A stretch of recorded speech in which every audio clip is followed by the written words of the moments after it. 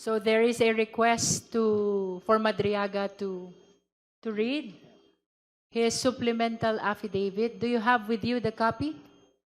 Opo, Madam Chair. Yes, if there are no objections from the members, then we give the floor to Madriaga to read his supplemental affidavit. Madam Chair. For the guidance of the members, we also direct the COMSEC, if it is possible, to flash in the screen the supplemental affidavit of the resource person as he read the same.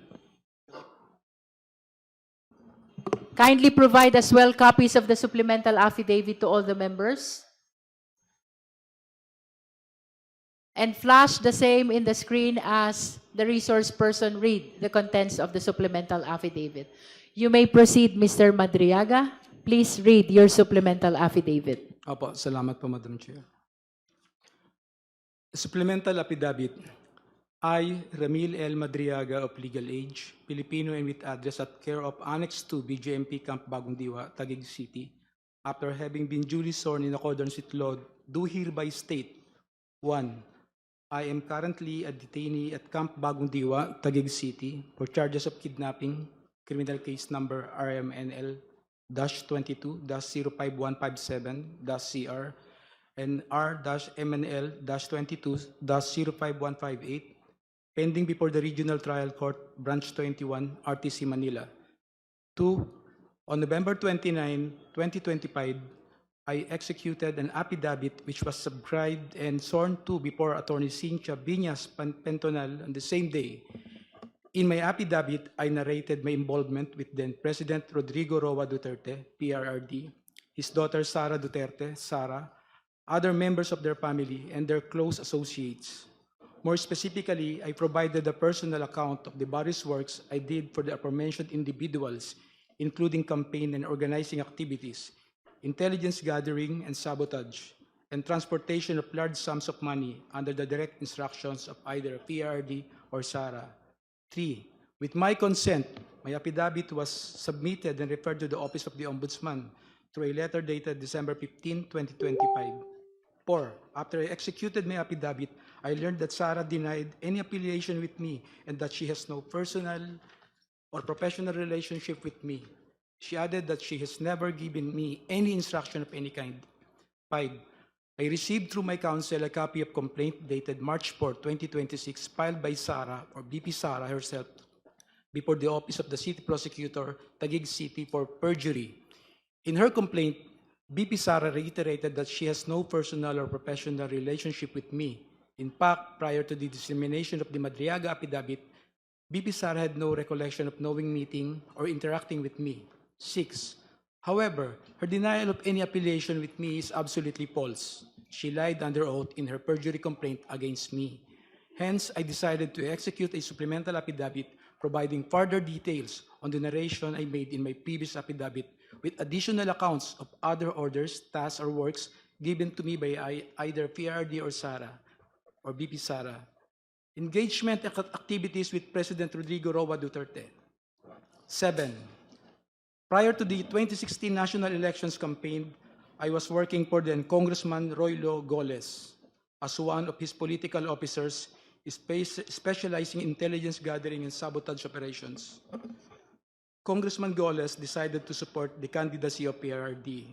Hence, he introduced me and endorsed my services to PRRD during their meeting at the latter's residence in Taal Street, Bangkal, Davao City, around the 2015 or early 2016.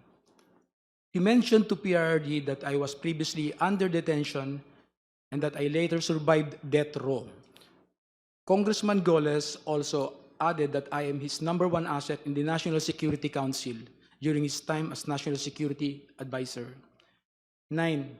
When PRRD was elected president, Cong Goles' brother, Ferdinand Goles, was appointed as a member of the Board of Directors or the Basis Conversion and Development Authority, BCDA. On the other hand, PRRD directed me to serve as a counterintelligence agent for the National Security Council. 10. However, I was never under the employ of the Office of the President or any government agency.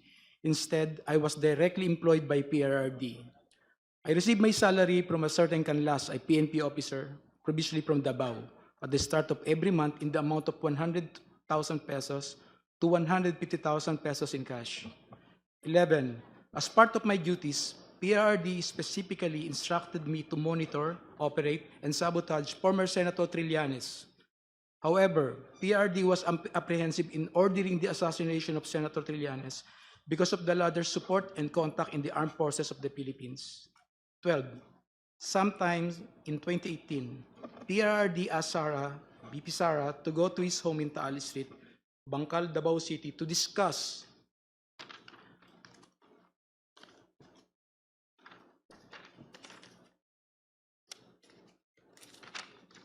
upcoming local elections in Davao City, where BP Sara was going to run for re-election as mayor. During this meeting, PRD introduced me to Sara and told me, Ram, ikaw na bahala kay Inday. Since then, I've frequently met and discussed with BP Sara, then Mayor Sara, regarding various matters. However, she gave me strict instructions that all conversations should be done as much as possible by call and minimize text messages. 13. Furthermore, PRD also asked me to profile individuals associated with BP Sara, then again Mayor Sara, because she is his favorite among his children. PRD wanted Sara, BP Sara, in politics instead of Paulo Duterte Pulong and Sebastian Duterte Baste, who he characterized as baliw and bading, respectively. Number 14, sometimes in 2021, PRD gave me 25 million to purchase high-end motorcycles for Sara's use while she is in Metro Manila and other ordinary motorcycles for our group operations. 15. Hence, I bought two 2021 model Harley-Davidson motorcycles from a dealership in Green Hills, EDSA for around 2,500,000 pesos, inclusive of accessories, and around 2 million pesos exclusive accessories, respectively. Both Harley-Davidson motorcycles were placed under the name of my son. I also purchased two 2021 model Ducati motorcycles from a dealership in Katipunan, Quezon City for around 3,500,000 pesos and around 2,300,000 pesos respectively. In addition, I also bought accessories for these Ducati motorcycles in the total amount of 500,000 pesos. Both the Ducati motorcycles were placed under my name. 17. Lastly, I also purchased 7 Yamaha NMAX motorcycles for the operation of Initiative for Social Justice Innovation and Progress Pilipinas, or ISIP Pilipinas. The remaining money was distributed to my colleagues in ISIP Pilipinas. 18. All purchases of these motorcycles, including the aforementioned accessories, were paid in cash using the money given to me by PRRD. Custom magnetic lifter transaction with Attorney Manscarpio.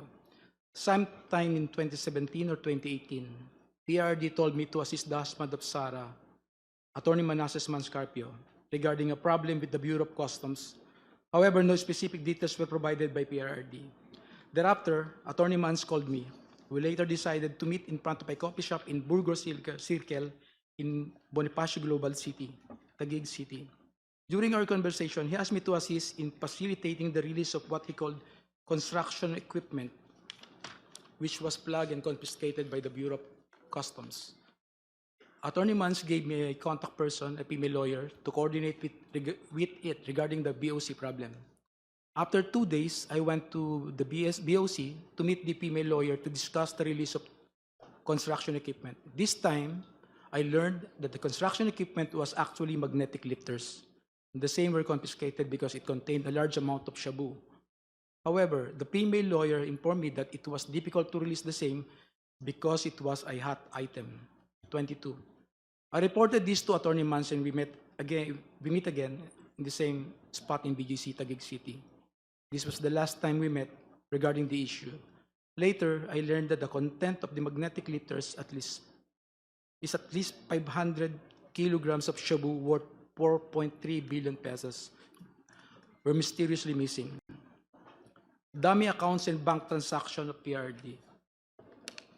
Despite only earning 100,000 pesos or to 150,000 pesos from my services to PRD, millions of pesos went through bank accounts opened for me by close associates of PRD.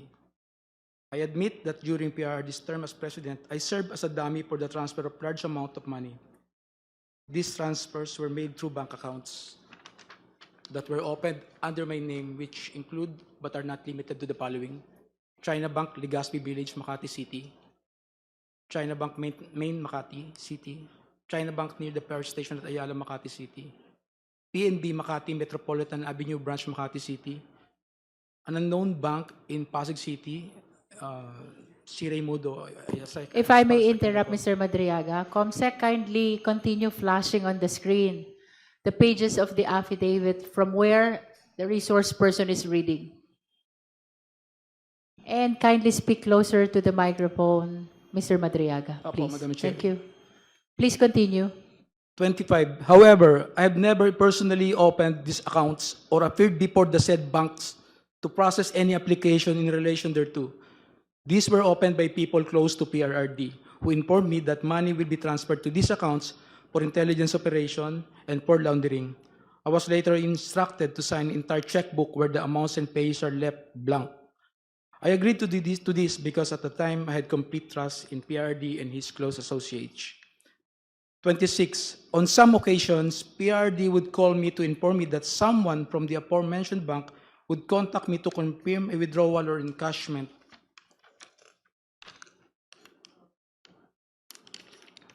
of checks. There were also instances that where PRD would instruct me to personally visit the said banks to pick up the money and bring it to Malacanang or to the designated individuals. I distinctly remember that PRRD directed me on 3 separate occasions to pick up 100 million from a bank inside the mall in Lubao, Pampanga, which were all delivered to Malacanang. On another incident, I was informed by PRRD that the 2 land bank managers' check which were to be delivered to one of our safe houses in Eastwood, Quezon City, in the amounts of 84,200,000 pesos and 4,800,000 pesos, respectively, were issued under my name. Copies of the 2 land bank managers' checks are hereby attached as annexes A and A-1. 28. To prove the aforementioned allegations, I am willing to execute an affidavit, authorization, or any other document, and to perform all acts necessary for Committee on Justice of the House of Representatives or the courts to access the aforementioned bank accounts and all other bank accounts under my name. Term sharing and destabilization efforts. 29. Sometime in November 2021, PRD mentioned to me that Ferdinand Bongbong Marcos Jr. will run for the president while Sara will serve as his running mate. PRD added that a few months ago, BBM and Senator Amy Marcos visited him to discuss a possible alliance to the 2022 national elections. During this meeting, BBM was able to convince PRRD to have Sara as BBM's vice president. However, they also agreed that by 2025, BBM will voluntarily step down to give way for a Sara presidency. After Sara took her oath as vice president, PRRD had a discussion with me, with retired generals of the Armed Forces of the Philippines, where I was also present regarding all the possible scenarios for unseating BBM by 2025. In case he reneged on his promise, the general objective was to ensure that PBBM will only serve less than 4 years of his term as president, so that Sara, upon assumption to the presidency, will still be eligible for the presidency in 2028. 31. I remember that one of the plans considered was to sabotage BBM's administration by using some of BBM's own men, either recommended by PRRD for appointment or allied with the Dutertes, to reveal supposed corruption issues that will serve as a precursor for an impeachment complaint. 32. In the event that BBM will not voluntarily step down or hand over the presidency to Sara, extraordinary measures of overthrowing BBM will be considered, which include assassination, mass resignation of government officials, civil disobedience, and even an armed assault of Malacanang Palace. It was also considered by PRRD to arrange assassination or armed hits of several government officials in order to cause massive civil unrest. The resulting civil unrest will be used as basis to organize a group of military officers to stage a coup. 33. One of my assignments was to recruit civil groups, schools, clubs, fraternities, criminal groups, and syndicates. Inday Sara is my president, ISIP, at 2022 national elections campaign. 34. In 2020, I was instructed by PRRD and Sara to help form a group to support Sara's candidacy for president in the 2022 national elections.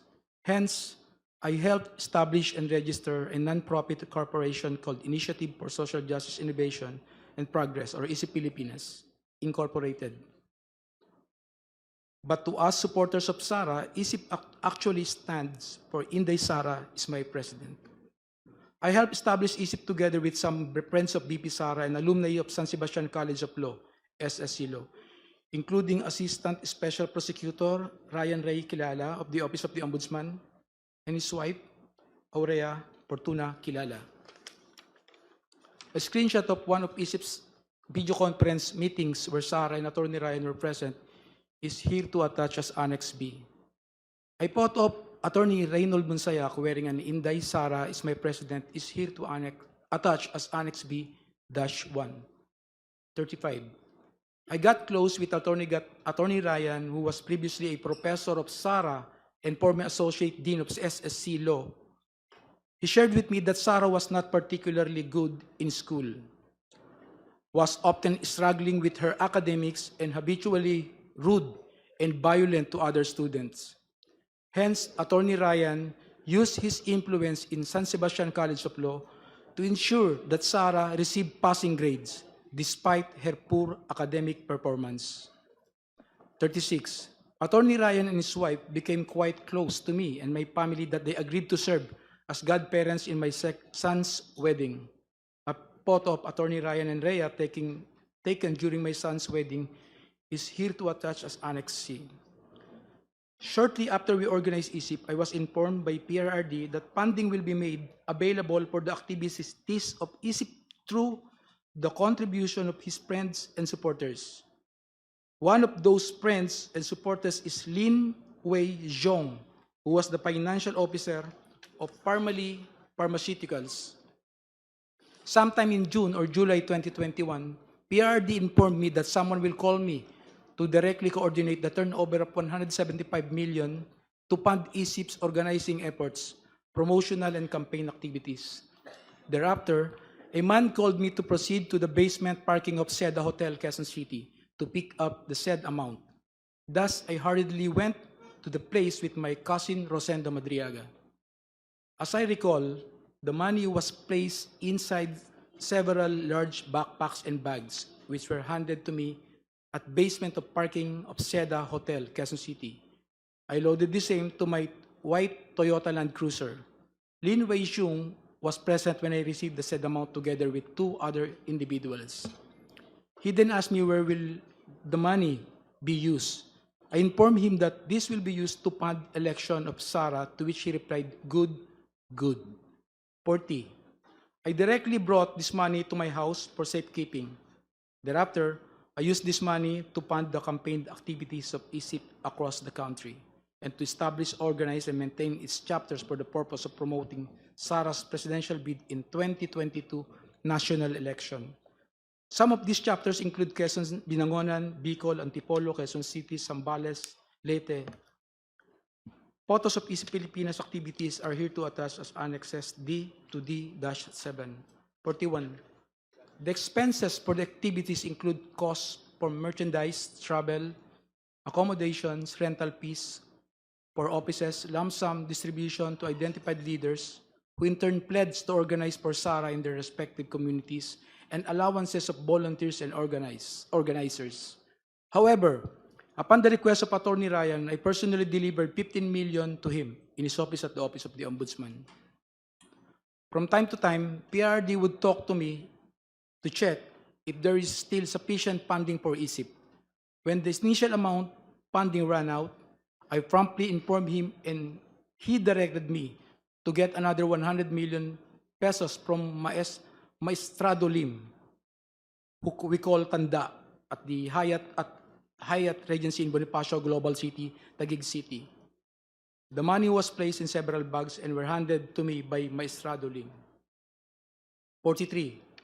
I distinctly remember Maestrado Lim because he previously mentioned during one of our meetings in Davao City that he hated Filipinos in general and Filipino businessmen in particular, stating that peste yung mga Pilipino, yung mga businessman walang kwenta.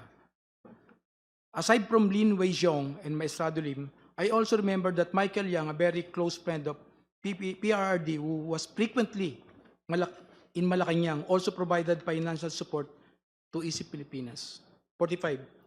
On September 29, 2021, and despite our extensive campaign activities, I was informed by Sara that she will no longer run for president and will instead run for as BBM's vice president in 2022 elections. This decision caused deep frustration among the members of ISIP. Hence, we organized a video conference with Sara where I personally asked her to reconsider her decision, as we have already poured some substantial effort toward promoting her candidacy for president through ISIP. During our video conference, I also noticed the painting I personally gave her as a gift. A screenshot of our video conference is here to attach as Annex A. 46. On the same day, I posted the screenshot of our video conference of my Facebook account with the caption, just telling her I cannot vote intelligently without her name on the ballot. Neither can go out and vote wisely unless the same Inday Sara Duterte Carpio appears as a candidate in the 2022 presidential race, ISIP Pilipinas. A printout of the Facebook post dated September 29, 2021 is here to attach as Annex F. Mr. Madriaga, would you like to drink water first Yes, Your Honor. If I to may. give you some relief? This is quite a lengthy affidavit. Please provide him some water. Thank you po, Madam Chair.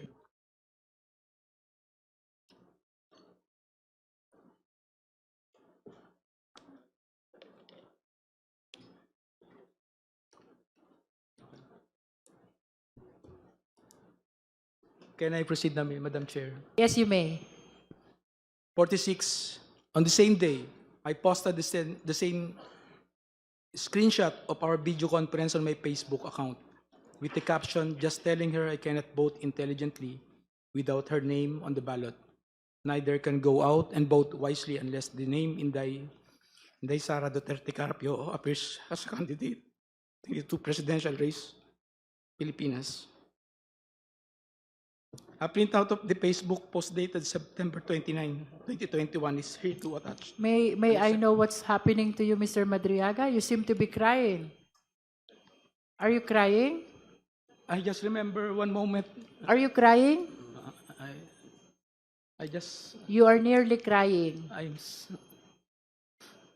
May I just put it on record that while reading these portions of the affidavit, the resource person, Ramil Madriaga, is breaking into tears. Can we go back to where you felt frustrated and you're nearly crying? Which part of your affidavit is that? Can we go back to that? number 46 po, Madam Chair. Number 46. Let's go back to number 46. Okay, you may read from 46, Mr. Madriaga. On the same day, I posted the screenshot of our video conference on my Facebook account with the caption just telling her I cannot vote intelligently without her name on the ballot. Neither can go out and vote wisely unless the name Inday Sara Duterte Carpio appears as a candidate in the 2022 presidential race.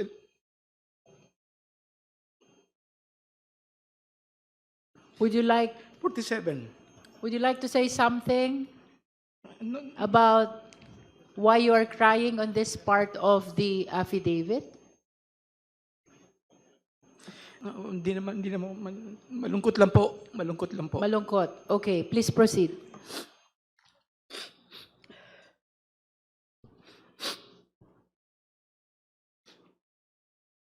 Madam Chair, can we allow the witness to please... Honorable yes, Dumogan. thank you, Madam Chair. Can we allow the witness to please get his Yes. composure before he will continue. Yes, we are temporarily suspending to give time to Mr. Madriaga to console himself. What's the pleasure of the Honorable Ridon? Because it is on your motion, on your request that Mr. Madriaga is reading this affidavit that causes him to cry a lot. I think we have to let him finish the affidavit, the reading of the supplemental affidavit until the very end, Madam Chair. And he should be allowed to proceed as soon as he has composed himself. Madam Chair. May I proceed, Madam Chair? Are you ready? Opo, Madam Chair. Okay, you may proceed, Mr. Madriaga. 47, nevertheless, Sara proceeded to run as BBM's vice president under the unity ticket. I continued assisting her campaign for vice president during campaign sorties. I served as advance party to municipalities, cities, provinces where Sara was scheduled to visit and campaign. In several of these campaign sorties, I personally joined Sara together with other members and volunteers of ISIP, which to us now refer to Inday Sara para sa ikalawang Pangulo. Photos of Sara and me in several campaign sorties are here to attach as Annex G to G-3. 48. During one of the activities of ISIP in Bataan, I got to know a group of farmers who were asking for assistance because of land grabbing incidents in their area. I tried assisting them and I discovered that the entity behind the land grabbing in First Bataan Maribelas Holdings Corporation. More than a year later, I informed Sara about this concern and she told me to bring the group to one of her residences in Metro Manila located at Serendra Bonifacio Global City, Taguig City. I asked the group of farmers to wait outside of Serendra as I went to talk to Sara. When I mentioned to Sara the First Bataan Maribelas Holdings Corporation is the one involved in the land grabbing incidents, she told me that she cannot do anything and that she will no longer meet with the group of farmers. Through ISIP, I also came to know Attorney Reynold Monsayak, who likewise provided valuable support to ISIP. In recognition of his efforts, ISIP awarded him a certificate of recognition and appreciation at Nomu Bashu, Thomas Morato, Quezon City. Attorney Monsayak was later appointed as the spokesperson of the Office of the Vice President. A copy of the certificate of recognition and appreciation dated June 29, 2022 is here to attach as Annex H. Number 51. The certification of recognition and appreciation was handed by Attorney Ryan to Attorney Monsayak at Nomu Bashu, Thomas Morato, Quezon City, where I was also present. A photo of Attorney Ryan handing the certification of recognition and appreciation to Attorney Monsayak is here to attach as Annex I. Election of Sara as Vice President and OBP confidential funds. Number 52. After the election of Sara as Vice President, she invited me to attend her inauguration at the San Pedro Square, Davao City on June 19, 2022. A photo of Sara and me during her inauguration in Davao City is here to attach as Annex J. A photo of an email thanking me for my attendance during her inauguration in Davao City is here to attach as Annex J-1. Number 53. I was then tasked to provide security intelligence work through the formation of Vice Presidential Security and Protection Group. During this time, I introduced and recommended Colonel Dennis Nolasco, one of my best students in the Presidential Security Group,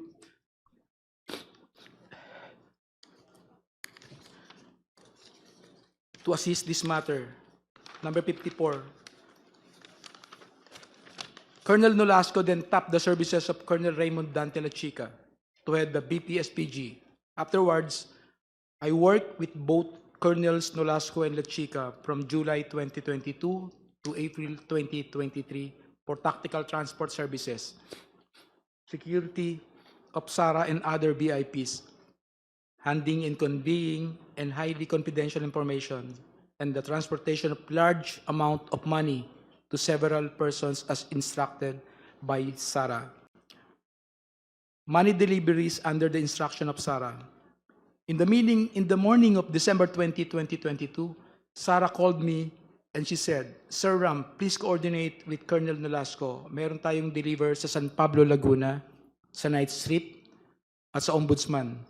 Sarah added, bawi tayo sa kanila later. Later, I received a text message from her indicating the places of delivery, which include San Pablo, Laguna, night strip, office of the Ombudsman, and the corresponding contact numbers. Number 56. Later that morning, Colonel Nolasco sent me a text message directing me to go to the DepEd Central Office in Pasig City, beside Ultra, at around 1:30 p.m. for the transport. Transport is a shorthand for delivery or transportation of large sums of money between Colonel Nolasco and me upon the instruction of Sarah. After receiving the text message, I hurriedly prepared and went to the DepEd Central Office together with 4 other individuals, Richard Babagay, Arman Villanueva, a certain Chip, and a certain Ruel. Number 58. Richard and I were aboard my blue Toyota FJ Cruiser, while Arman, Ruel, Noel, and Chip came in Toyota Grandia with the sticker Inday Sara Champura Duterte attached to both sides of the van. Richard was driving my blue Toyota FJ Cruiser and Chip was driving the Toyota Grandia. A photo of the Toyota Grandia with the sticker Inday Sara Champura Duterte on both sides of the van is here to attach as Annex K. A photo of my blue FJ Cruiser is here to attach as Annex K-1. Number 59.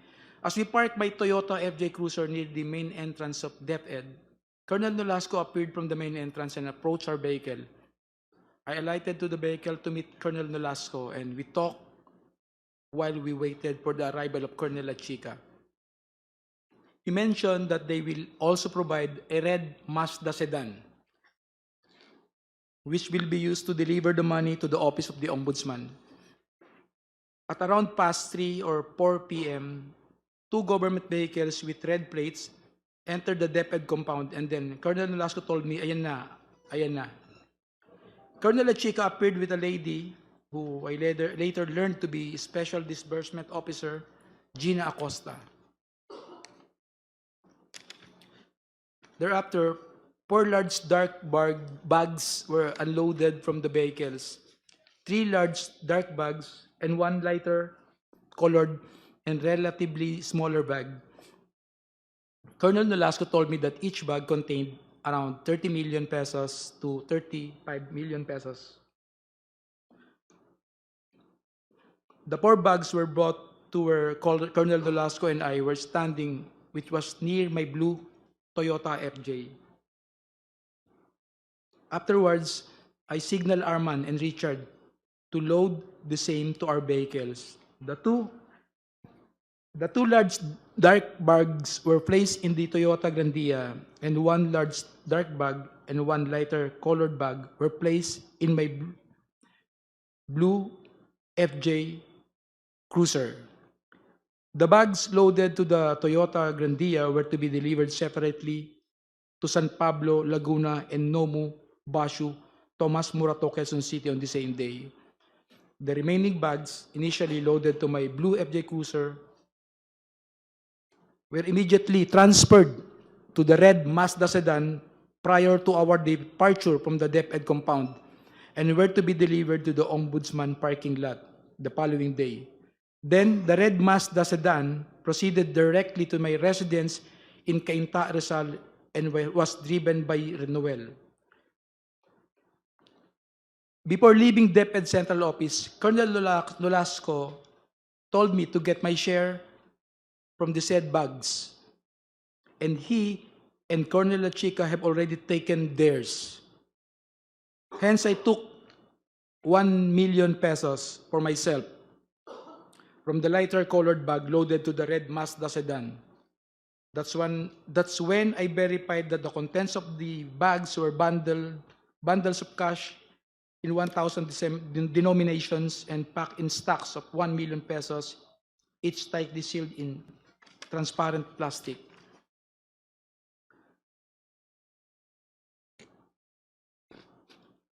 We, Blue Toyota FJ Cruiser and Toyota Grandia, left DepEd Central Office past 5 p.m., heading to San Pablo, Laguna. As we approached Laguna, I called the contact number provided by Sarah, informing the designated recipient that we are on our way. However, I was directed to proceed to Cabuyao, Laguna instead. We arrived in Cabuyao, Laguna past 8 p.m. and were then instructed to proceed to an area inside the industrial park to meet individuals who were designated to receive the first bag for a politician in Laguna. As we approach the designated place, I can clearly see from our vantage point an SNR membership shopping establishment. Upon arrival, I immediately saw 3 persons standing in wait beside the dark sports utility vehicle. One of them proceeded to the Toyota Grandia and took one of the bags. We immediately left after the delivery of the first bag. 65. Thereafter, we proceeded to Nomu Bashu, Tomas Morato, Quezon City, a comedy bar we call the Night Strip, frequented by SSC Law alumni including Attorney Ryan and Attorney Monsayak. 66. I'm quite familiar with Nomu Bashu because I previously visited it several times in relation to my work with Sara and ISIP Pilipinas. In fact, this is the same place where ISIP gave Attorney Monsayak a certification of recognition and appreciation. We arrived at Nomu Bashu around 12 midnight. I went inside the establishment with Arman, who was carrying the second bag. I immediately saw Attorney Monsayak, who was at the same time, in the middle of the place together with a woman and several men. When he saw me, he stood up and signaled for us to go upstairs. We then proceeded to the stairs leading to the second floor. Arman walked ahead of me while I followed him. Before I got to the second floor, I saw a man who came out of the room and received the bag from Arman. After that, we proceeded to exit the premises, and as I was passing near the table of Attorney Monsayak, I looked at him and he nodded.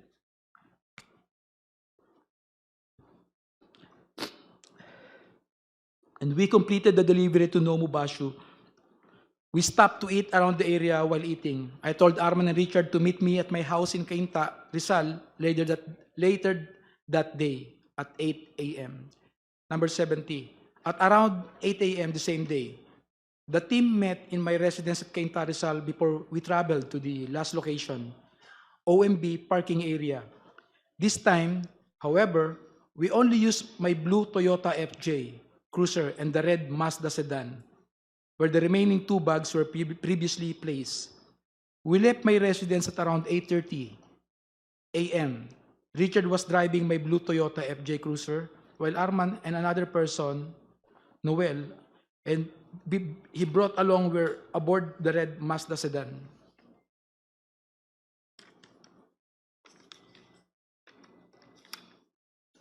'71. When we arrived, the guard gave a signal directing us to park in a specific area in the Ombudsman parking lot. We proceeded to the specific area and parked red Mazda sedan, where the remaining 2 bags of money were placed. We left the keys on top of the left front of the wheel, which is our usual practice when delivering large amounts of money. 72. Previously and upon direct instructions of PRD, Sarah, I've also delivered money to Ombudsman Samuel Martires or Attorney Ryan, which I usually place inside an open trunk of a designated car. Number 73. After completing the last delivery, we left the Ombudsman compound aboard my blue Toyota FJ Cruiser. A few years later, I read from several media reports that 125 million OBP confidential funds in 2022 were reportedly utilized in just 11 days. This is wrong because I personally disposed the money in less than 24 hours. Sarah attempted to visit me at Annex 2 BJMP Camp Bagong Diwa.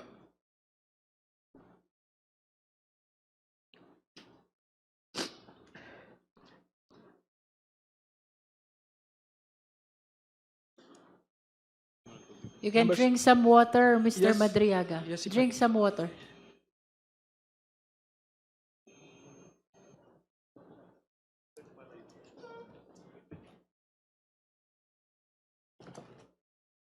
Thank you po, sir.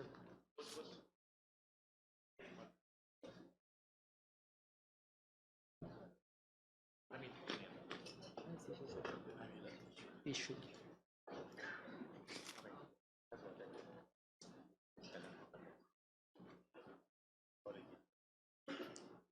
May I proceed, Madam Chair po? Feel free to start whenever you want.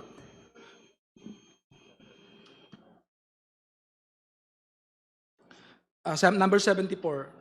A few years later, I read from several media reports that the 125 million pesos OBP confidential funds in 2022 were reportedly utilized in just 11 days. This is wrong because I personally disposed the money in less than 24 hours. Sarah's attempt to visit me at Annex 2, BGMP Camp Bagundiwa. Number 75. Sometime in October 2025, after I got arrested for alleged kidnapping, I was called by Jail Warden Jose Marie Sabiniano in his office. As I made my way to the office of Jail Warden Sabiniano, I was surprised to see Sarah through the metal railings of the passageway. She smiled and waved at me. Number 76. When I entered the office of the jail warden, Sabiniano, he asked me if I know Attorney Joyce. I replied, Joyce dapat, and jail warden Sabiniano handed me a phone. When I said hello, I recognized the voice of Sarah, and she asked me about my well-being and conditions inside the detention facility. She was also apologetic for failing to do something or assist in my ongoing criminal case. 77. Frankly, I felt bad and disappointed given that Attorney Harry Roque filed the case against me in retaliation after I tried to expose his land-grabbing activities in Maribeles, Bataan, together with his Philippine offshore gaming operator partners. As I previously mentioned, I was merely trying to assist the farmers of the said area who were supposed to be awarded of their certificate of land ownership awarded by the Department of Agrarian Reform, but fell victim to Attorney Harry Roque's activities. Attorney Roque and his POGO partners wanted to convert the said place into a POGO hub after he facilitated the transfer of at least 60 land titles to First Bataan Maribeles holding corporations. In fact, Danny Corral, President and Chief Executive Officers of First Bataan Maribeles Holding Corporations, is also an incorporator of Lucky South 1999 Outsourcing Incorporated and Lucky South 1999 Corporation, which were involved in POGO operations in Pampanga. Number 80, more importantly, I felt betrayed that despite all my efforts to support Sarah, to the extent of even committing high-risk acts for her and her family, she did not lift a finger to stop Harry Roque, who is her known ally and supporter, from filing the unfounded kidnapping case against me. In witness hereof, I have here and to set my hand this April 2026, April 11, 2026 in Taguig City, Apayans, signed Ramil Madriaga. That will be all your, Madam Chair. Thank you, Mr. Madriaga. Are you okay? Yes, Madam Chair, I'm okay. You think you are in the best position now to give your testimony? Yes? Yes, Madam Chair. You want a house doctor to check on you first before we continue? No, okay You're lang po. okay? I'm okay, Madam Chair. Okay.